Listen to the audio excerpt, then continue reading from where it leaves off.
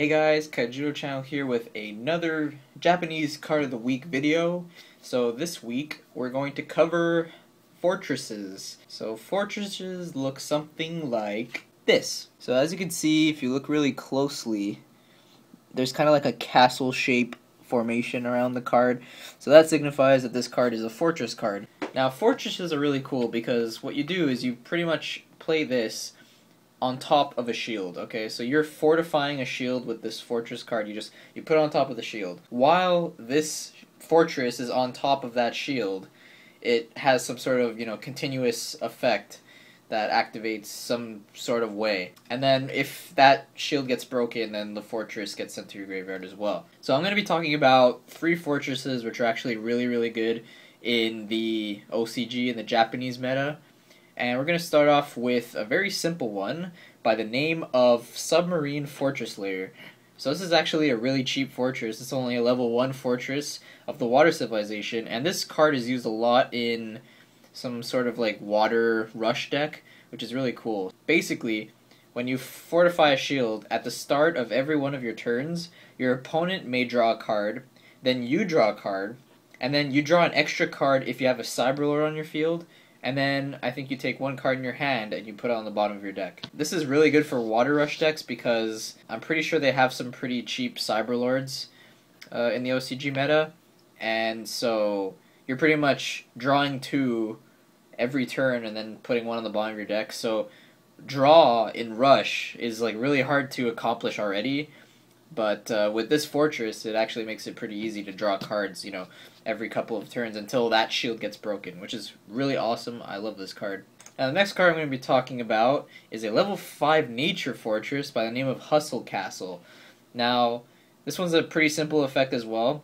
When it's fortifying a shield, when you put your own creatures into the battle zone, you get to draw a card. So, nature drawing you cards is pretty rare. I don't think there's many cards that do that. This is one of the few. If you have some sort of aggro deck that uses this card, you're going to be drawing quite a lot of cards after you play this. You're going to be drawing, 1, 2, 3 cards every turn. And it's crazy. You just have a constant stream of, creatures. And then also this card has the effect where if the fortified shield would be broken, you can redirect it to another shield. So this pretty much stays on the field until your last shield is broken.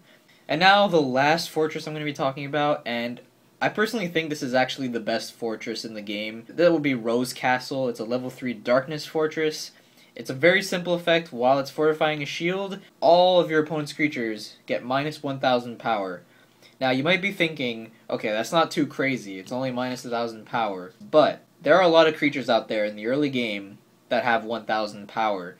And if a creature goes down to 0 power, it automatically gets destroyed. So, just think about all the cards. There's Bronze Arm Tribe, there's Emerald, there's, all the rush cards like Rikaboo the Smatler, and Deadly Fighter Braidclaw, and Rikaboo Screwdriver. The list just goes on and on.